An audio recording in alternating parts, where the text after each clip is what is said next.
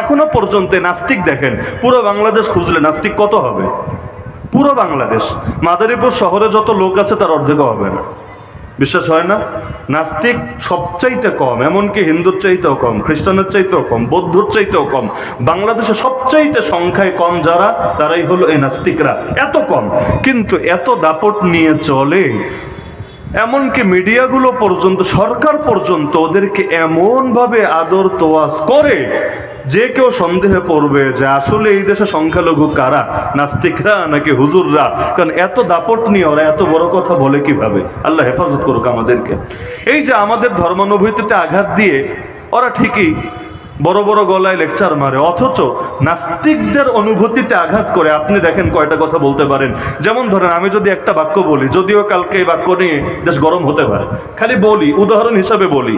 এই যেই কয়েকটা নারী বিষয়ক সংস্কার কমিশনে জড়িত ছিল এবং যারা এই প্রস্তাবনাটা নিজেরা লিখেছে বা লেখাকে অনুমোদন করেছে বা এটার পক্ষে কাজ করেছে সজ্ঞানে জেনে বুঝে, এরা একটাও, এদের অধিকাংশ তো নিজেকে মুসলমান হয়তো দাবি করেই না, তাও যদি করে, এগুলো বেঈমান এবং মুরতাদ হওয়ার ব্যাপারে কোনো সন্দেহ রাখা যেতে পারে না। ধরেন এই ফতোয়াটি আমি দিলাম যে নারী বিষয় সংস্কার কমিশনে জেনে বুঝে যারা কাজ করেছে, এগুলো লিখেছে, এরা বেঈমান হয়ে গেছে, মুরতাদ হয়ে গেছে, যদি আগে মুসলমান দাবি করে আর কি। আর যদি দাবি না করে তাহলে আর বের করার তো কোনো সুযোগই নাই। ধরেন এই বাক্যটি আমি বলি, যদি কোনোভাবে ওদের কানে পৌঁছায়, দেখবেন কালকে পুরো বাংলাদেশ গরম হয়ে গেছে। কি ব্যাপার? এত বড় সাহস! তিনি নারী বিষয় সংস্কার কমিশনের এই ডাইনিগুলোকে মুরতাদ বলে ঘোষণা দিয়ে দিলেন, বেঈমান বলে ঘোষণা দিয়ে দিলেন।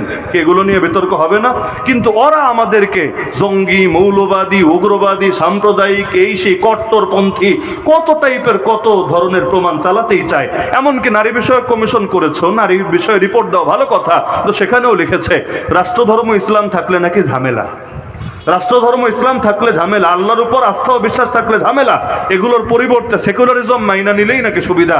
আরে এইটাও কি নারীদের কাম? এইটাও কি তোমাদের কমিশনের কাজ? আল্লাহ হেফাজত করুক আমাদেরকে। তাহলে দেখা যাচ্ছে আমরা কি এখনো স্বাধীন নাকি পরাধীন?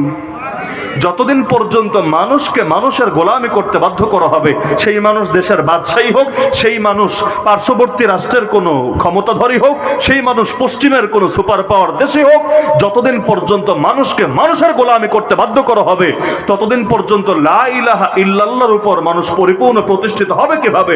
লা ইলাহা ইল্লাল্লাহ এসেছে জীবনের প্রতিটা ক্ষেত্রে বাস্তবায়িত হওয়ার জন্য। মসজিদে ঢুকলেও গোলামি করব কার?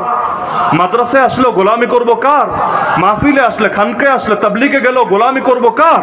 তো অর্থনীতিতে গেলে, রাজনীতিতে গেলে, ব্যবসা বাণিজ্যে গেলে, ক্ষেত খামারিতে গেলে, চাকরি বাকরিতে গেলে, সেখানে গোলামি করব কার? তো জীবনের প্রতিটা ক্ষেত্র, ব্যক্তি জীবন, সামাজিক জীবন, রাষ্ট্রীয় জীবন, পারিবারিক জীবন, প্রতিটা ক্ষেত্রে আল্লাহর গোলামি যদি করা না যায়, আল্লাহকে যদি চূড়ান্ত সার্বভৌম ক্ষমতার মালিক না মানা হয়, তাহলে লা ইলাহা ইল্লাল্লাহ বা কিভাবে বাস্তবায়িত হয়? অথচ এই 47-এ যে দেশ ভাগ হয়েছিল, আমরা ইন্ডিয়া না কেন, আমরা বাংলাদেশ কেন? এই যে দেশ ভাগ হয়েছিল, এই দেশভাগের প্রধানতম একটা স্লোগানই তো ছিল লা ইলাহা ইল্লাল্লাহ। বলা হয় নাই পাকিস্তান কা মতলব কিয়া? তখন তো দেশে পাকিস্তান, দেশে দুইটা, এক হলো হিন্দুস্তান, এক পাকিস্তান। এবং ওই সময় এটাকেও পাকিস্তানের অংশ বানাতে এখানকার নেতাদেরও তো আপত্তি ছিল না। কি ছিল নাকি? আমরা তো দুনিয়াতে আসি নাই, আমাদের অনেকের বাপেরাও আসে নাই, কিন্তু ওই সময়ের যারা নেতা ছিল তারা কি দেশভাগে আপত্তি করেছিল? অধিকাংশই করে নাই। তো তারাও তো এই স্লোগান মেনে নিয়েছিল, পাকিস্তান কা মতলব কিয়া লা ইলাহা ইল্লাল্লাহ, পাকিস্তান কা মতলব কিয়া লা ইলাহা ইল্লাল্লাহ।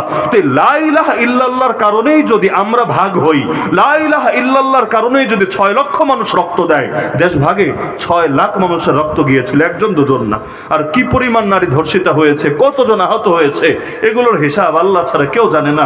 তো 6 লাখ মানুষের রক্তের উপর যেই দেশ গড়ে উঠেছিল, ওই দেশে আজও পর্যন্ত যে লা ইলাহা ইল্লাল্লাহ কায়েম করতে দেওয়া হলো না, এর চাইতে বড় জুলুম, বড় উদ্ধত্ত, বড় স্বৈরাচার তো আমি কিছুই মনে করি না।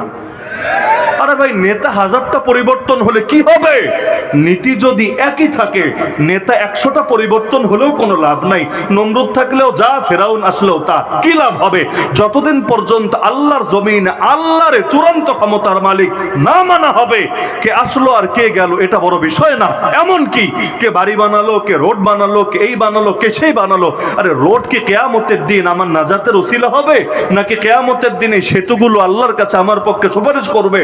আরে যদি আল্লাহর জমিনে আল্লাহরে রাজি করতে না পারি, এই রাস্তাঘাট, খাবার দাবার, এগুলোর কোনো দাম থাকবে না। তখন এই দুনিয়ার নেয়ামতগুলো উল্টো জাহান্নামে আরো বেশি মাইর খাওয়ার কারণ হয়ে যাবে। কিন্তু দুঃখের বিষয়, সেই 1757 থেকে আজ 2025 অর্ধেক হয়ে চলছে প্রায়, এখনো পর্যন্ত সেই যে স্বাধীনতা হারিয়েছি আর সেই স্বাধীনতা ফিরে পাই নাই। মাঝখানে একবার এসেছিল, ওই যে বললাম সৈয়দ আহমদ শহীদ রহমতুল্লাহর হাত ধরে বিজয় যাত্রা শুরু করেছিলেন, এক মুফতি ফতোয়া দিয়েছিলেন। মুফতিদের ফতোয়ায় বড় দাম আছে, সেকুলাররা বোঝে না, নাস্তিকরা বোঝে না, কিন্তু বাস্তবে মুফতিদের ফতোয়ায় অনেক দাম আছে। এক একটা ফতোয়া মাঝে মাঝে এক একটা বিপ্লব ঘটায় দেয়। আলহামদুলিল্লাহ, হুজুরদের শক্তি এমনি দেখা যায় না, আসলেই হুজুরদের শক্তি এমনি দেখা যায় না। তাদের হাতে বোমাও নাই, তাদের হাতে অস্ত্রও নাই, তাদের হয়তো বড় কিছুই নাই, কিন্তু তাদের সাথে তো আল্লাহ সম্পর্ক আছে, আর কিছু থাক বা না থাক, ওইখান থেকে যদি ফয়সালা নেমে আসে, পৃথিবীর মানুষ সেটাকে কিভাবে ঠেকাতে পারে? এই দুর্বল, এই অসহায়, নিরীহ হুজুরদের পাওয়ার দেখেন না। আলহামদুলিল্লাহ, আফগানিস্তানের জমিনে এই হুজুরদের হাত ধরেই তো আবারও দিন প্রতিষ্ঠা হয়েছে।